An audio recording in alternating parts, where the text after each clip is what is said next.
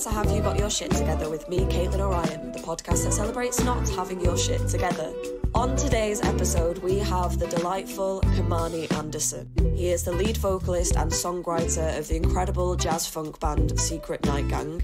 At 23 years old, he's already performed at Montreux Jazz Festival and North Sea Jazz Festival, and the band also supported Khraungbin on tour. We met on the train down from Manchester to London, which is how all great meet cute start. It's been so lovely getting to know him more over the past couple of months. The band are so good. I really recommend that you check them out on Spotify or wherever you listen to your music. They also have a gig coming up in London on the 3rd of December at Coco. So if you like what you hear, get yourself a ticket. I hope you enjoy the episode. Here's Kemani. Hey, Kemani. Hey, Caitlin. Hey, Thanks for having me. We finally made it happen. I mean, after like a good 3-4 months. I know, it has been a while, hasn't it? I know, the little obstacles in the way. Yeah. And things like that, but made it. Yeah, and we're in Oldham, which is where I am officially from. Not Manchester. Look, it's recording, so I'm not going to say anything. Okay, I appreciate that. I don't want to offend people who are in Oldham. I love Oldham. I think Oldham's a great city. Mm-hmm. I'm going to leave it there. Yeah. It's also not a city, it's a town, technically. I mean, you know what? If you want to really go into technicalities, I do apologise. My bad. I'm sorry. I feel like we should say how we met, because I think it's such a nice story. So I was on a train going down to London, and you were sat next to me, and I was watching a documentary, Louis Theroux documentary on rap in America, and you interrupted me to ask me what I was watching. I didn't mean to. I was just very intrigued, because also people who know me know that my phone dies constantly. Yeah. So it's I would have watched something along those lines, but my phone died, so I was just literally keeping every so often being yo. Second hand watching what I was watching. Yeah, it looked quite intriguing. So I was let me inquire, ask what it was about, and then kind of just went from there. Really. Started talking, and then because you were like, "Is that about rap?" And I was like, yeah. And you were like, I'm a musician. And I was like, oh, really? Okay, what do you do? And you're like, oh, I'm in a jazz band. And I was like, oh, no way, that's really cool. Where do you perform? And you said, London and Manchester. And I was like, so what kind of things are you doing in London? Thinking that you'd say, you were doing some open mics or something.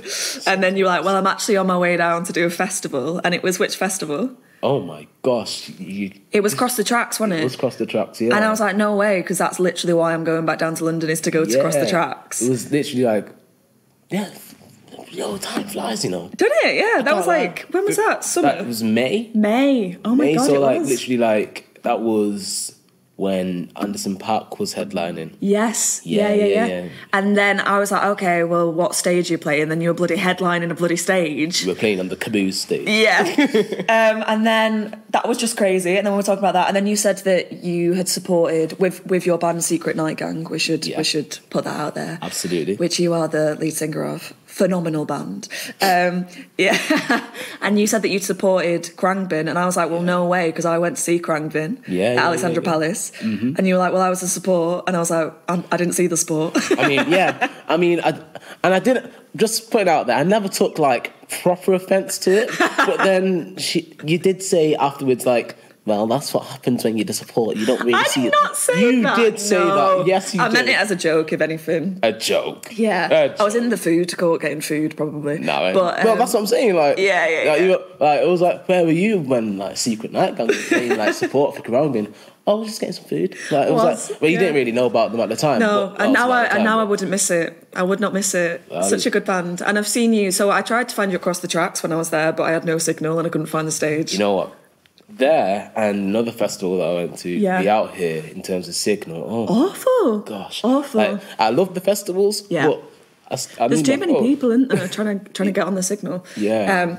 But then I came to your album launch in London, and I'm so glad that I saw it. You're so good. I love it so much. Thank you so much. So I'm glad that this is finally happening. 4 months in the make. I know. Yeah. Okay. So on a scale of shit to together, how are you feeling today? How am I feeling today? Mm-hmm. I'm feeling pretty decent, you know. Yeah. Pretty decent. I woke up this morning, I guess, you know, happens every day. It does happen every day, but also it's important not to take the smaller things for granted, you know what I mean? Yeah, So obviously, like, I woke up this morning, I stretched. Yeah. It was great. Yeah. Brushed my teeth, had a shower, had a little bit of breakfast. Yeah. And then, like, came down to Oldham, do you know what I mean? So, like, I'm in a really nice place at the minute, do you know what I mean? So good. And a trip to Oldham is good for everyone, so...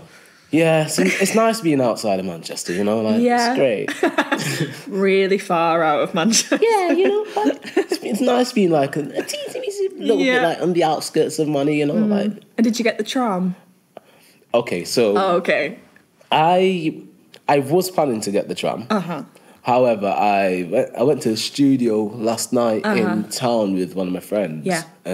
Which was actually the first time I'd gone there. And obviously, it was a nice vibe. I didn't anticipate on staying there very late. Right. I fell asleep. I was like... Happens. It does happen, but especially when it's like 20 past 4. So then obviously... And the sofa was absolutely comfy as hell. So then I was like, okay, sofa. I got my head back, right.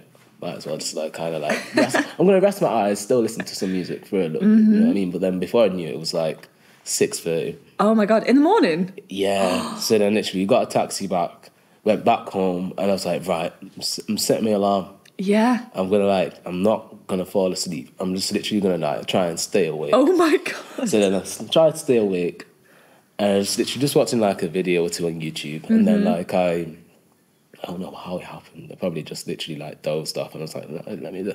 You know, like when you like rest one eye and then the other one's kind of... You look like sort of like a pirate and you're winking. Did that, and before I knew it, it was like 23 minutes past 11, and I was like, oh, no. Let me... Oh my God. So I got a taxi. Well done for getting it. I did. Oh my God. So in that respect, still had my shit to go. Kind of. It kind of sounds a bit chaotic. Well, I mean, you know, like, what's life without a little bit of chaos? Of course. Chaos, you know what I mean? And you're still making your appointments, so... yeah, you know. Okay, so on that then, what does having your shit together mean to you? Well, it can mean many things, you know what I mean? Like, it could mean the smaller things, you know what I mean? Like, having, like, being financially on it, like, having, like, a budget plan. It could mean being there for, like, your family. It could mean, like, a lot of things. I think having my shit together, at this point in time, I'm still kind of trying to figure out what's my version of having my shit together, because, like, everyone's got different paths, everyone's got different journeys.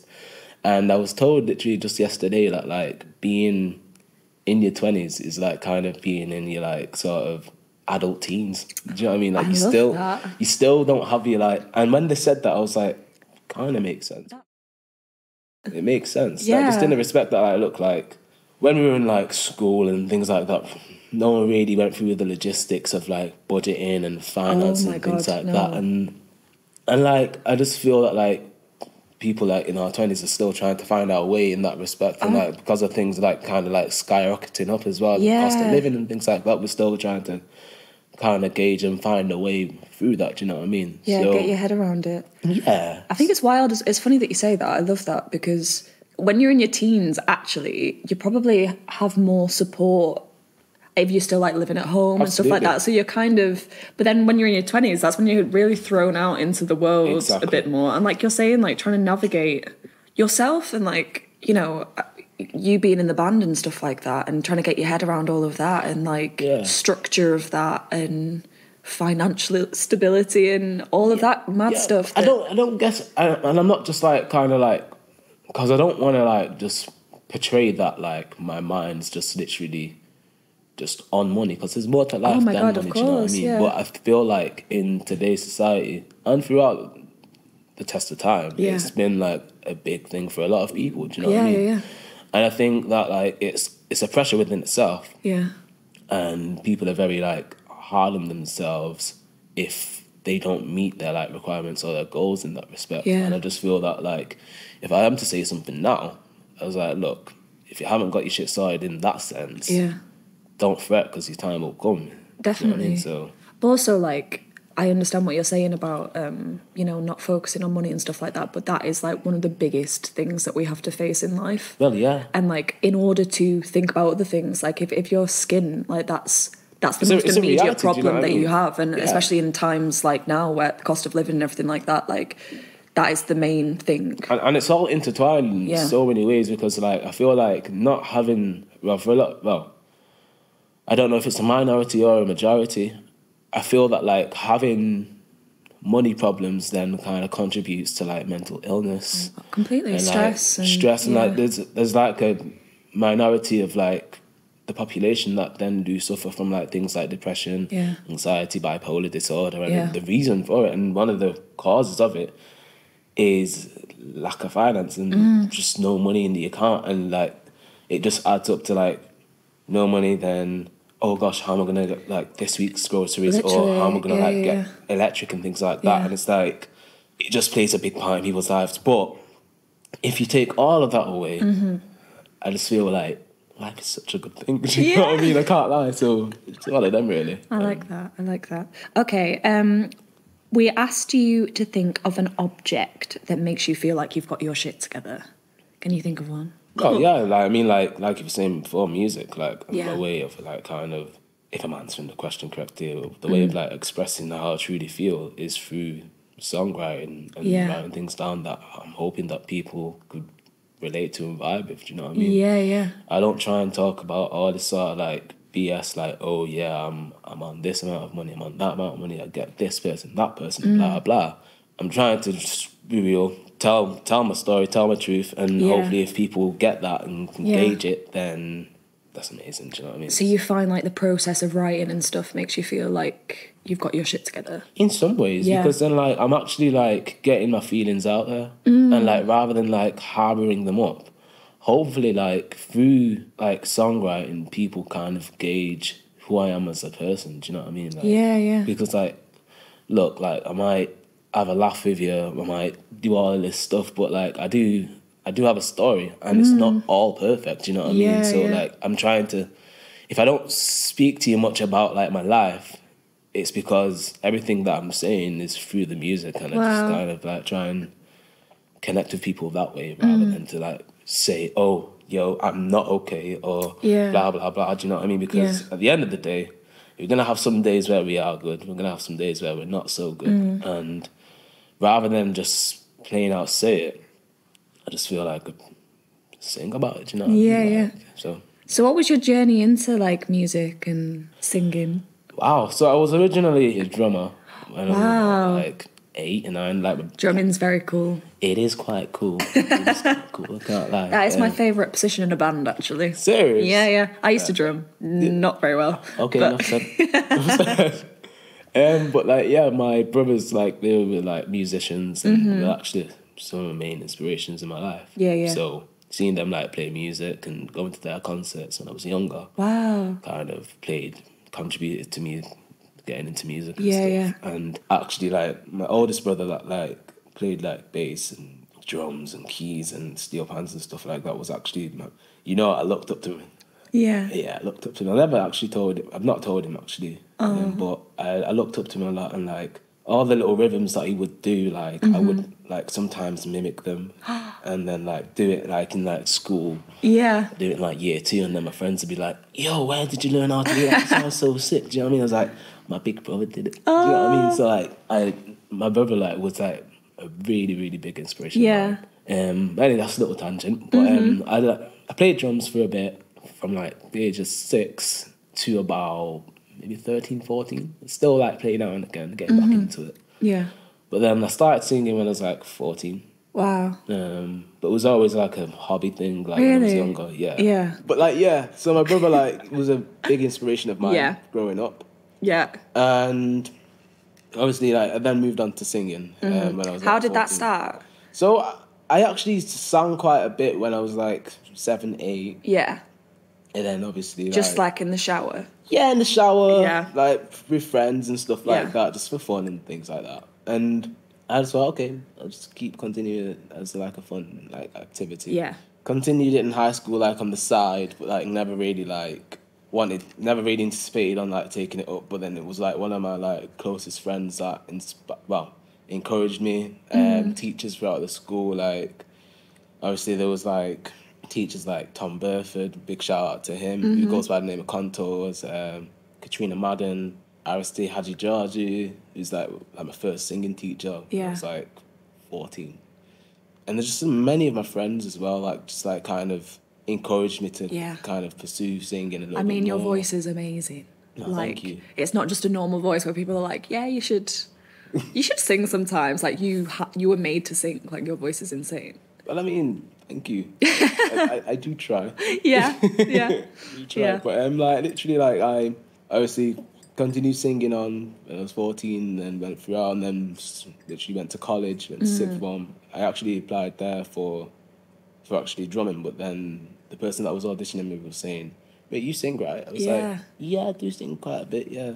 Sang, danced with my father, Luther Vandross. Oh my gosh. And they were like, "Yeah, you're in. Like, but if I do ask you to sing, you're gonna sing." I was like, "Oh, okay, cool. Wow. I'll try." But yeah, literally from there, like, it was always a thing of, like, from, like, in my teens, like, people were saying, like, "Yeah, you should start singing more." Yeah. You know what I mean? Like, it's really cool what you're doing. Yeah. Songwriting came around, like, 2018. I went to Love Supreme with, like, some of my friends.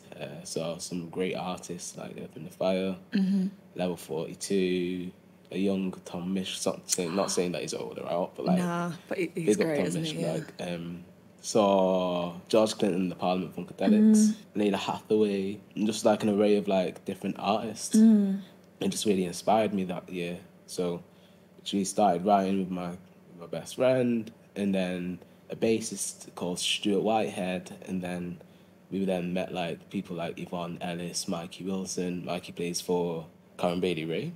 Oh my god. Really, like, played a big part in, like, my teens, like, when I was, like, 18 to, like, not even now, do you know what I mean? Like, mentor in a lot of ways. Wow.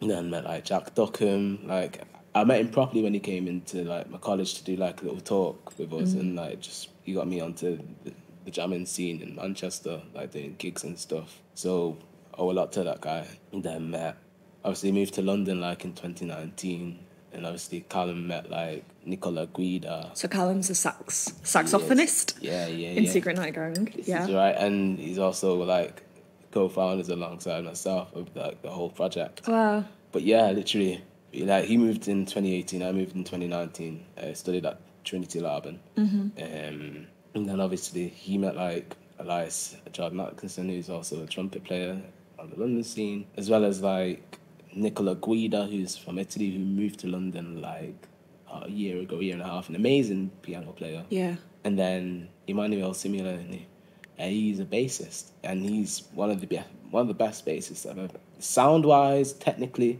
everything, one of the most gifted people I've ever come across. And all of them are just such a blessing to have in my life, because I've just learned so much from them. They don't know it, but I've learned so much from them that words can't really describe. That's so cool. That's so cool. And then they're Secret Night Gang. They're the project. Yeah. And how long have you been doing that? 5 years. 5 years, wow. 5 years. And you guys are killing it. Yeah. Yeah. I mean, not to be, like, modest or it. anything, or to blow my own trumpet, but I don't play trumpet. Well, you don't play the trumpet. I knew you were going to say this. That's why I beat you to the punch. So Damn. I was like, well, it's not really damn. It's just sort of fiddlesticks. Do you know what I mean? Like, but, like, I don't play trumpet, but, like, God's been good. Yeah. I'm quite a spiritual guy, and I just believe that God's been good.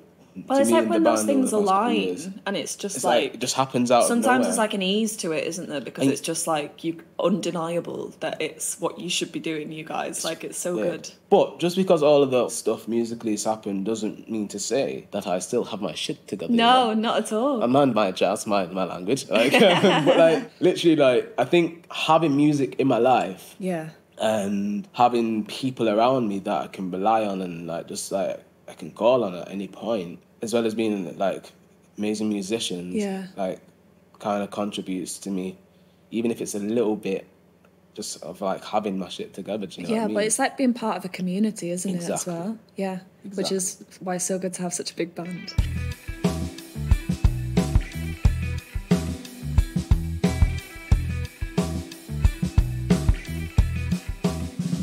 Okay, can you speak of a time in your life where you felt like you really had your shit together? No.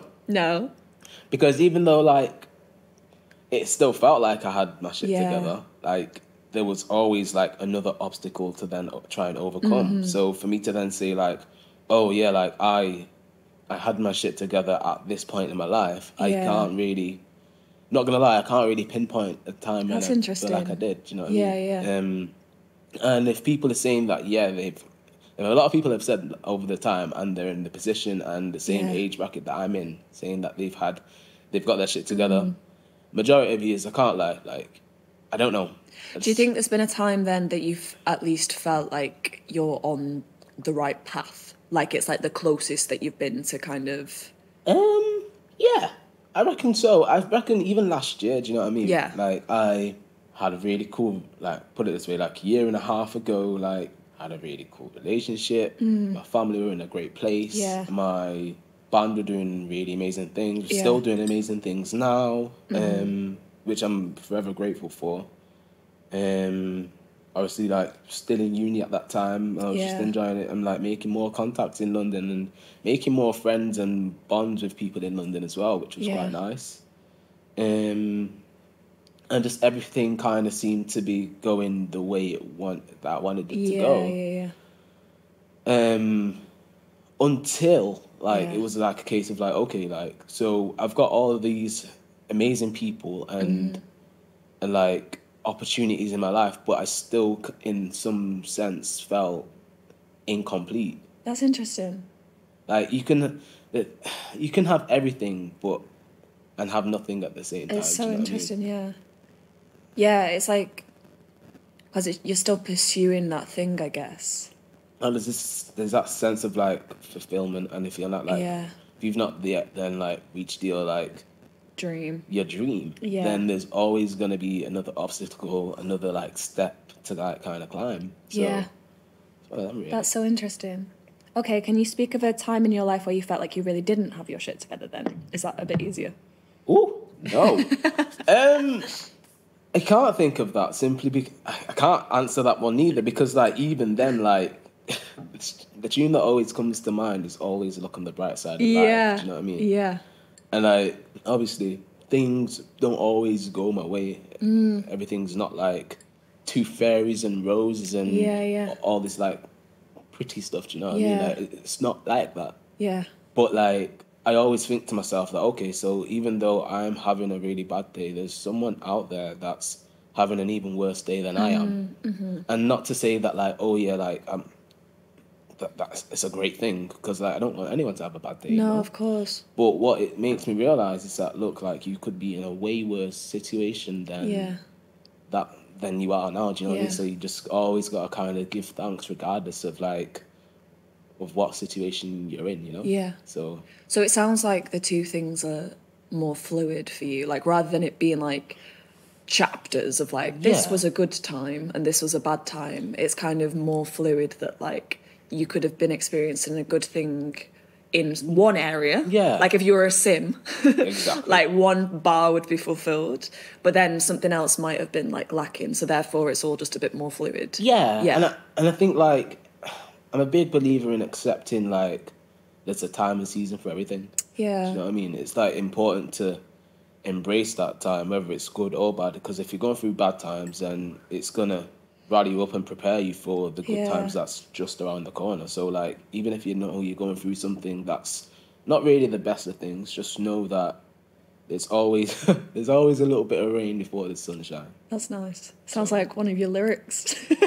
I mean, no. Yours are way more profound than that. No, I would never write such a song. It's like that saying that's like, this too shall pass, right? Yeah. Like, if you're in a shit time, just kind of holding on to the fact that hopefully it'll pass. It will. Yeah. And it will, do you know what I mean? Like, obviously, like, it'll pass doesn't mean, just because it'll pass doesn't mean that you'll necessarily forget about it. No. But in time, like, it's a healer, do you know what I mean? And it'll feel less intense. Yeah. Like, the weight of it will lift a little bit. Exactly, and you'll be able to look back with it with, like, fond memory and be like, you know what, actually, that was a really intense time, but actually it's molded me into the person that I am today. So actually I'm thankful that I was able to go through such a, like, whatever the experience was, whether it's, like, traumatic or not. Yeah. Like, I'm so glad that I went through that, because, like, if I didn't, then it wouldn't prepare me for what was to come, or whether it was going to be good or bad, you know what I mean? Completely. So. And like just before we started recording this, we had like a conversation about COVID, for example. Yeah. And like I kind of said something that you kind of laughed at, which was like it felt like the end times. Yeah.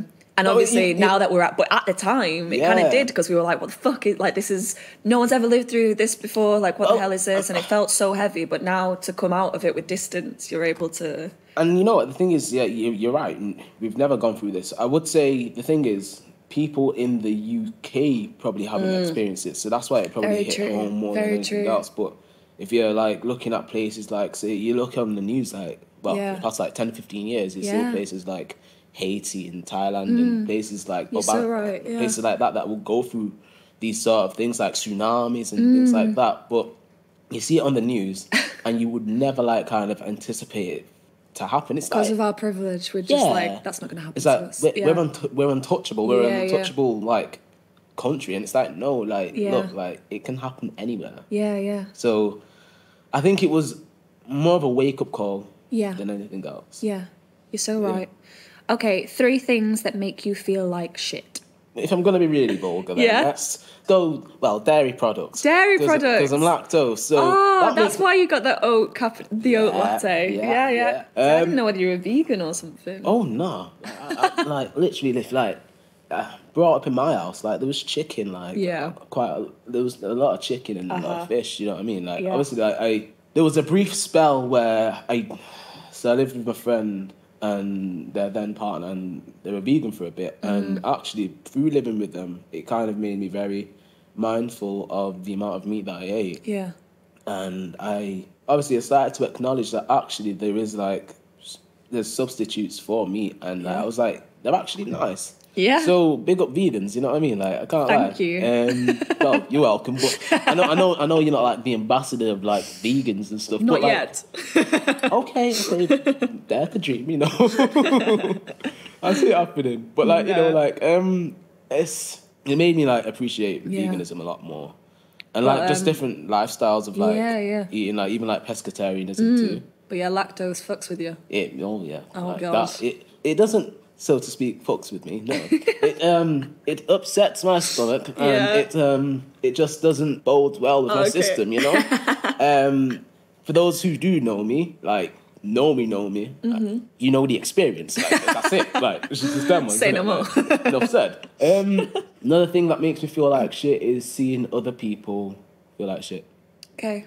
I mean, like, obviously, like, there's a lot of things that I could question about, like, why people are homeless and why they got into this situation, but that doesn't change the fact that, look, they're still homeless and they're still going through things. And I would go past, like, even in Manchester, see, like, the amount of, like, homeless people there are. And there's a lot of people that would probably fake it sometimes as well. And you don't know who's, like, genuine and who's actually faking. And just seeing the people that are genuine and people kind of just walking past as if like there's just like a bag of crisp, wild, like a crisp wrapper on the floor. Like, it hurts. We've just become so numb to it. You know what I always think though, because like obviously, you know, you hear people saying about people faking it and stuff like that, but I always just think, Jesus, if you're even in a position that you're faking it, you're not in a good place. Well, like, no. So you know, like, to be honest, I've never really looked at it from that perspective. Yeah. So you've taught me something.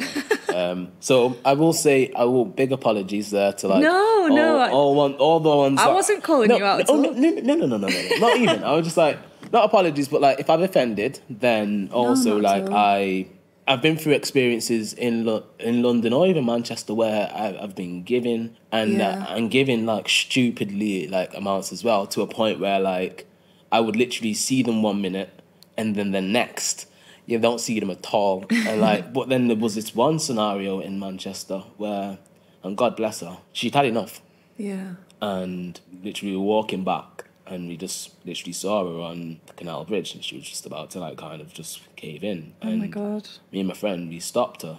And honestly, I see her from time to time whenever I'm going to go for a gig in town. And it's always up and down, but it's positive that I'm still seeing her. Definitely, you know? yeah. Because, like, it could have been a different story. Like, but I think that's it, isn't it? I think, like, the hardest part is, like, just not being acknowledged as human. Yeah. And, like, even just like making eye contact and like saying hello or like and having a conversation is so valuable, because I think it's like some people's internal shame that they don't even want to acknowledge that there's like homelessness because it makes them feel uncomfortable. It's like, so that just makes the whole thing worse. What if they were in that scenario? Exactly. And what they say that you're 2 paychecks away from that. Like everyone is 2 paychecks away from that. So, you know... Well, it's 5 for me, do you know what yeah. I mean? You know, like, but like, even, I hear what you're saying. But like, any of us could end up in that situation at some point from like random causes of events. Yeah. And, you know, and you'd hope that we would get treated... Absolutely. Yeah. And it's like, I'll go past, and I always, when I do see them, I'm like, you know what, thank God that like I've not touched wood, like that I've not faced like a situation like that, because it just looks rough. And I mentioned it before, but especially in this weather that we're in now. Yeah. Like they're just out there in the cold, and it's like, it's not good. But anyway, that's a big tangent anyway. But like, it's a good thing to talk about though. It makes me feel, it does make me feel like crap, to be fair, because like I wish there was more that I could do. Like, and you see all of these professions and all of these like celebrities, and look, big respect to them, they've got their big gaffes, that's great, but it would be lovely to see you do something for society as well. And I'm not calling anyone out. I don't know anyone who's in that position to do that, but what I do know is that if I was ever like given that opportunity, then I would love to do something in that capacity. But the last thing, more than anything else, is liars. I'll just be straight. Like, look, like, if you know you can't do something, don't say you can't do it, and then come up with some like BS excuse. You know what I mean? Like, it's like, come on now, like, have the decency to then tell someone a justified reason. Obviously, like, given the circumstances, maybe you can't. And maybe you've been, like, sworn to secrecy, or, like, you've spoken to someone in confidence, but, like, at the end of the day, I just see a lie as a lie. You know? It's like dishonesty, isn't it? And it just, like, kind of, like, breaks that barrier of trust in so many ways. And I think sometimes people lie out because they think it's, like, kinder or protecting you, and actually sometimes it's like, no, I can take it. It's more patronising. It is, isn't it? And that's what's more annoying. Hey, Ant. Hey. You do a great job in editing this podcast, might I say. If people like the podcast, what do they need to do? Like it. What else? Follow it on social media. And then what? They could share it with every single person they know. Thanks, Ant. You can go back to your corner now. Bye. 3 things that make you feel like the shit. Alright, so the first one is being on stage. Tell me more. Being on stage, feeling like you are the shit, and looking like the shit. Swagged out to the nines. Do you know what I mean? My God. When I came to that album launch, you guys were looking fire. You guys looked like you were like famous as hell. It was so cool. Like, to be honest with you, like, sunglasses. Well, you know, like we got to flex the sunnies. You know what I mean? Like, regardless of what season it is, indoor, outdoor, every time. If you're upstairs, downstairs. I mean, like, I wouldn't go that far, but even then, on it, I would go that far. But yeah, I think being on stage makes me feel like I am the shit. Just like, not in like no smug way, and not in like a egotistical way, but just in a way of like, you know what, like, we've grafted our butts off for like so long to like perform our music and get our message out to people, and the fact that people are like coming out, responding so positively to the music and like commending us and encouraging us, it's just so, it's a beautiful thing. Definitely. And it's different from, I guess, like recording the album, because you're getting that like live feedback from the audience, and like you're making the vibe of the night. And the thing about it is that with that being said, like, it's just a thing of actually being on there makes me feel empowered, makes me feel very confident, because then like when I do come down, when I'm not on the stage now, you know what, I feel like Superman when I'm on stage, but then by the time I get off stage, I'm like Clark Kent, and no one knows who the hell you are. And it's like, so true. And it's like you're literally like on the train, and these kind of things humble you. Do you know what I mean? Because it then like kind of spurs you on to like do even more bigger things and like enjoy yourself as well. But like you'll be on the train and like you'll literally like talk to people, and someone's rude to you. You're like, do you know? No, not even like that. Just they'll be like, oh, are you a musician? It's like, yeah. And then you'll be like saying, yo, what do you play? Sing. It's like, you'll be like, you're basically playing out our conversation. And you'll be like, I supported like Khraungbin and stuff like that. And then they'll be like, oh yeah, I was getting food, and those sort of things like. Wow, I feel very seen right now.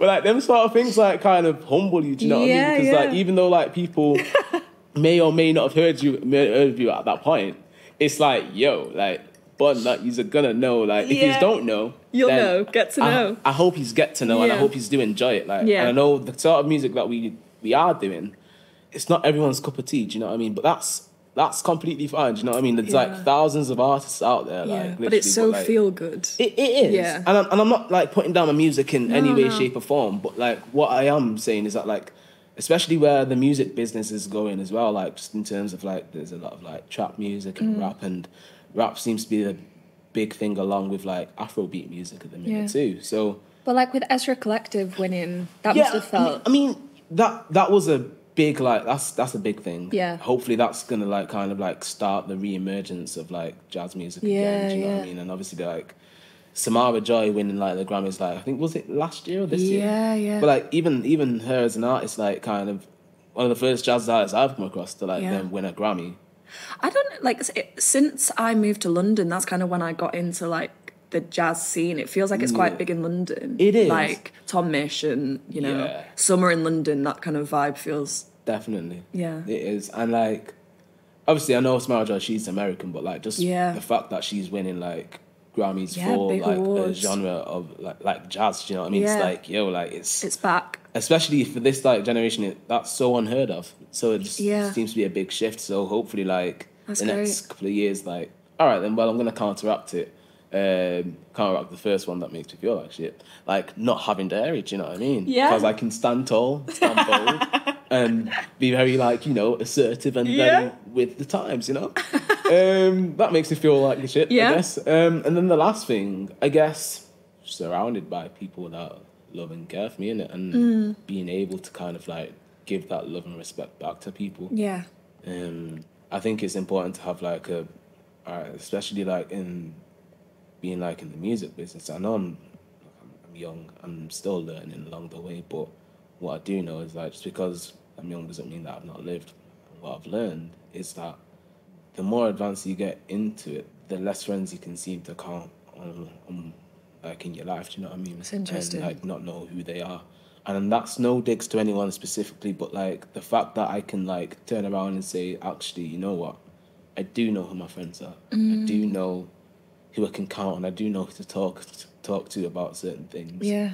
Like that just, it makes me feel like the shit because like I can boldly say that like I've got people around me that genuinely care. Yeah. Do you know what I mean? So, and that within itself is a reason for living, do you know what I mean? Yeah. Like, it's a beautiful thing. That is beautiful. But yeah. Yeah. I love that. Okay, something that makes you lose your shit in a positive and a negative way. If it like an experience, like a really negative experience, like goes on in my life, then I'm able to just write about it.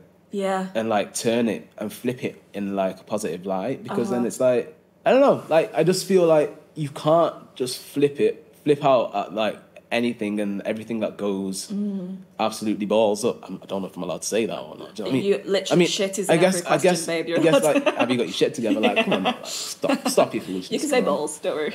I mean, you know, like, I just don't feel like losing it's the answer, do you know what I mean? Yeah. Like, there's no point in doing it because at the end of the day, it's already happened. Someone said to me about, like, writing, whether it's, like, writing a song or, like... just writing in general. Poetry or something.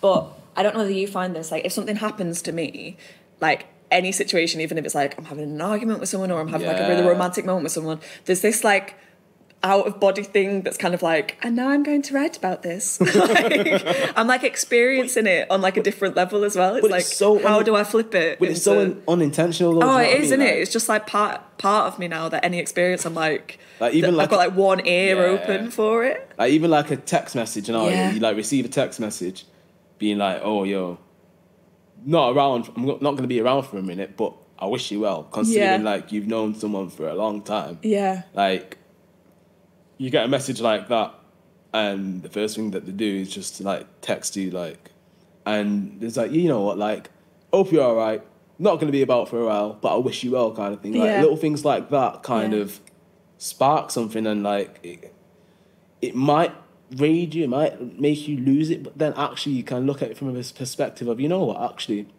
at least they had the decency to then text you, tell you that, look, like, right now is not the best of times, but, like, I wish you well. And in those kind of moments, like, we don't say those things to each other a lot when we see each other, do you know what I mean? And I feel like if you do that, and it's a better world, to be honest with you. I guess, like, and at least, like, you're parting on really nice terms, you know? So was that a positive or a negative thing? It's positive.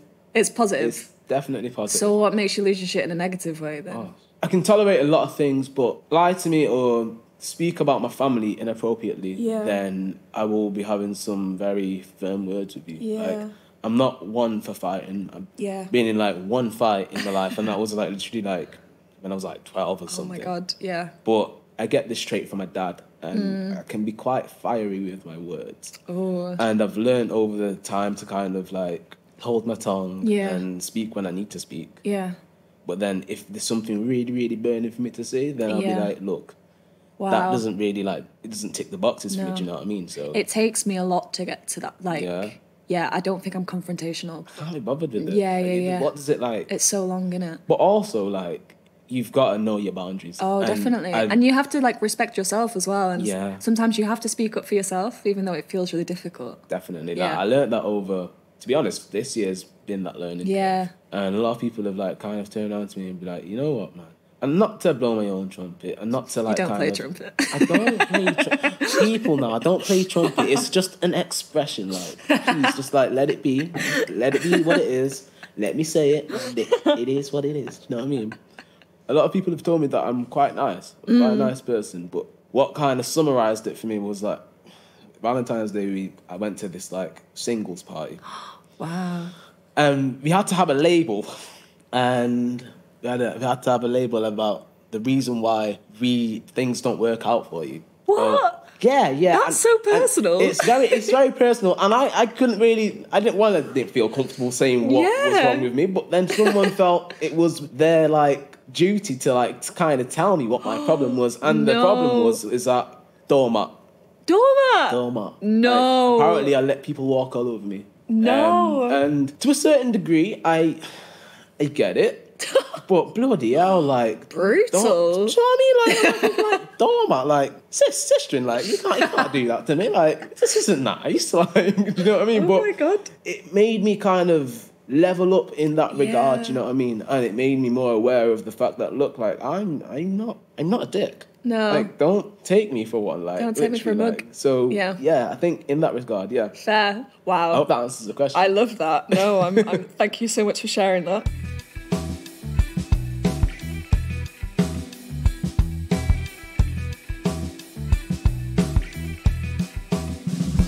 Okay, a moment that you found some shit out about yourself. Whoa.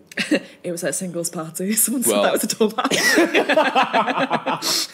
Well, you know, like, that was quite an enlightening moment. Most certainly, I can't lie. Well, I found some shit out about myself when I found out I was lactose. Mm-hmm. That's one. I was like, wow, that's not good. When did you find that out? Can't believe I'm on this call. Listen, there might be some people out there who don't know yet. You know what, people? Get tested. Like, I never kind of knew, but, like, I always, like, reacted with, like, dairy milk and like chocolate really badly, and, like, obviously, like, all the good shit.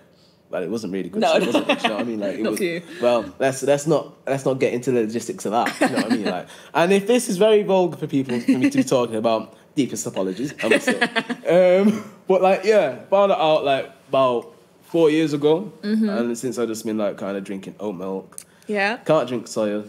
No, feels quite bland, to be honest with you.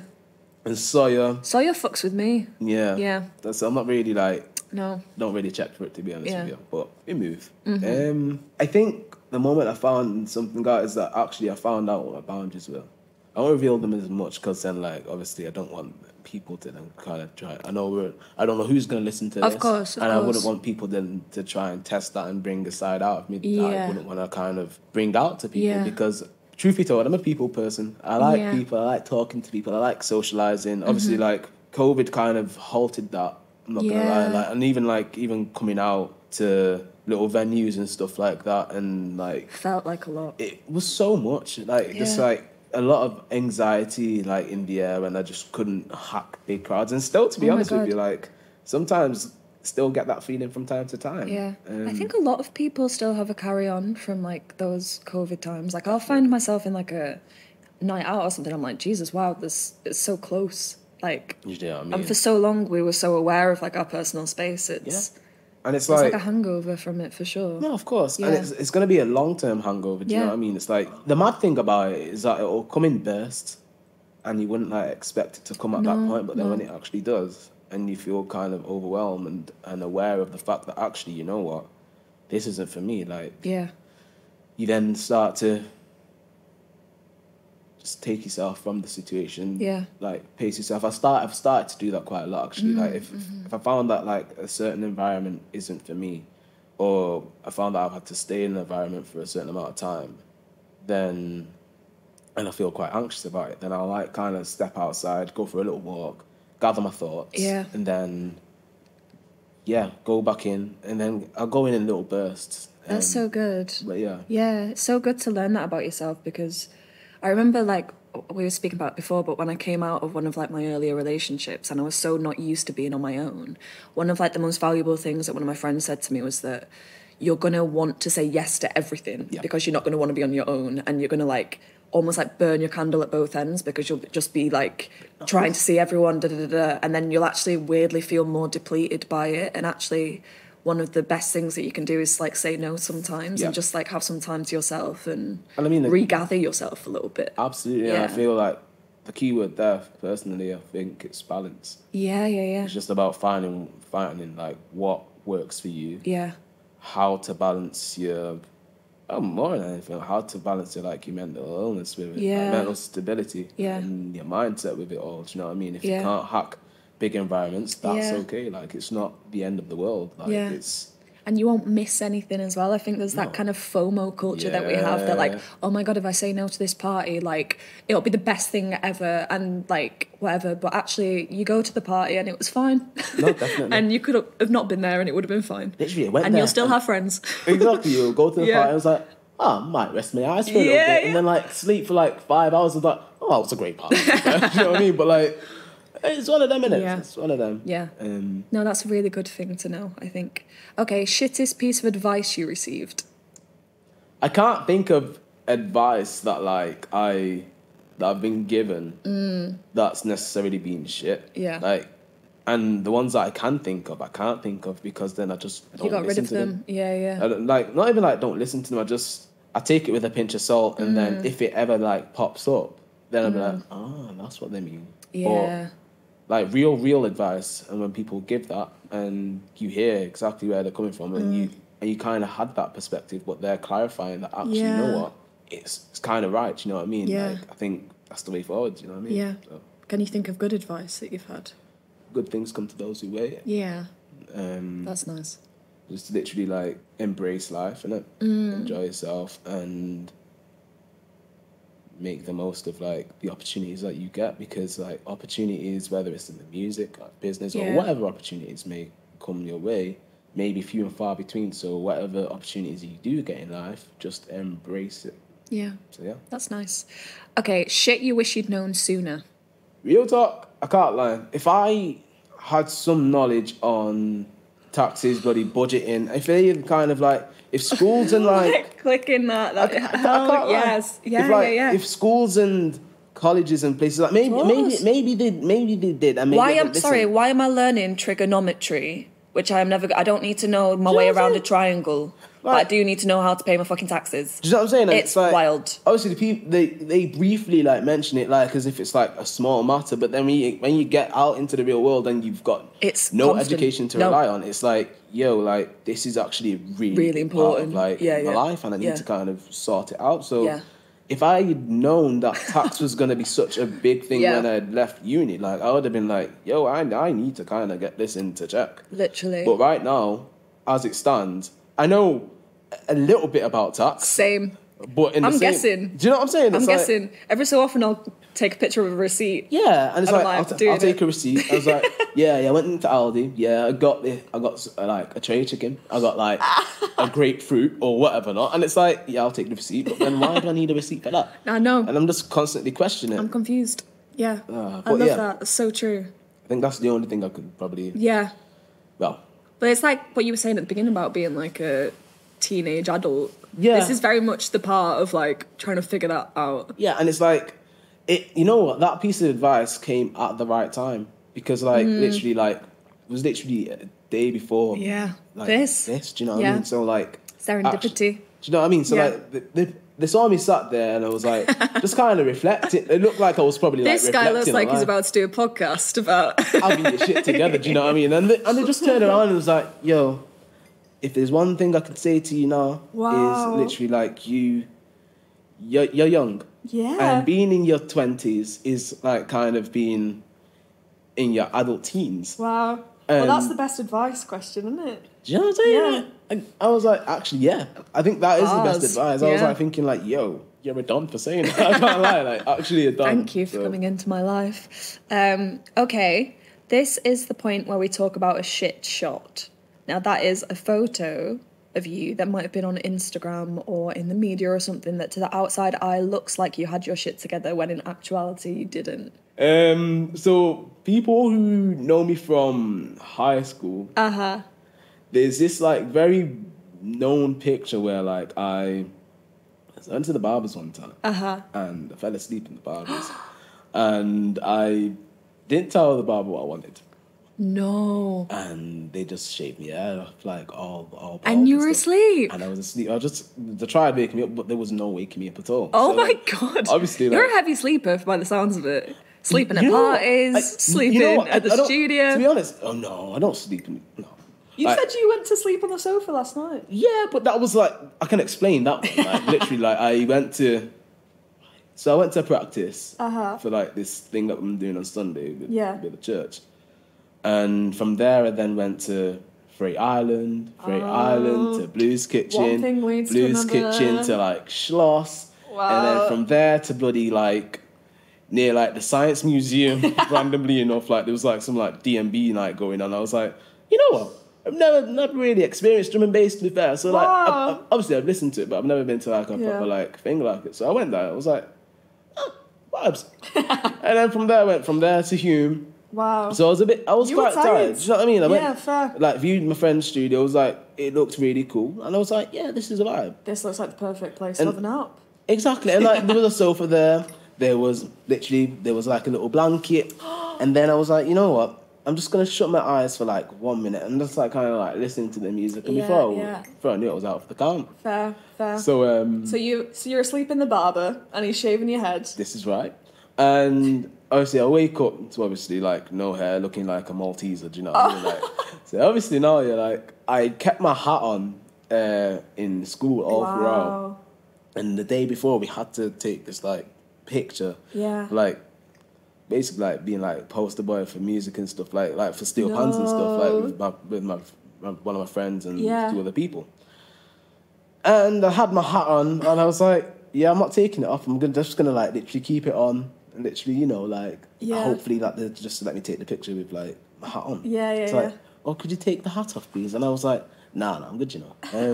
But you need to take it off. And I was like, no, I'm good. Like, and it was a sunny day. I put like oil in my hair and like things like to make it look like extra shiny. Yeah. And it was a really bad mistake. And we took the picture. And my friend looked at me. It was like, yo, where'd your hair go? I was like, oh no, like, bro, don't ask me that question. No, don't ask me that question. Oh my God. So then I took the picture. Went around the whole of the school, like was up on like the little like walls and stuff, and when everyone saw me, it was like, it's like cruising. I was like, no, don't do this. This is not good. But then like people still like from time to time when it gets to my birthday, they'll like send me. It has a resurgence. It sends me this exact photo, and I'm thinking, yo, this is gonna follow me for a long time. So I think that's probably. I want to see that photo. No, you don't. That's the shit shot. I think probably, yeah. Yeah. You can't lie. Yeah. So, Kemani, Okay, have you got your shit together? As a matter of fact, no. No. No, I don't have my shit together. But you know what? Like, when I will get my shit together, no one knows. Like, there's always going to be something in your life that doesn't make you have your shit together. Yeah. And that's for you to then try and fix. Yeah. But that's not to say to then neglect other things that's in your life, because then those things will then come to be an important factor as well. Yeah. So it's just about moderation, finding what your niche is, what the norm is for you, and then just like rolling with it. Yeah. You know? So Yeah. can't really complain. I love that. Yeah. Thank you so much for coming on the podcast. Thank you for having me. We made it happen. Jeez! Woohoo!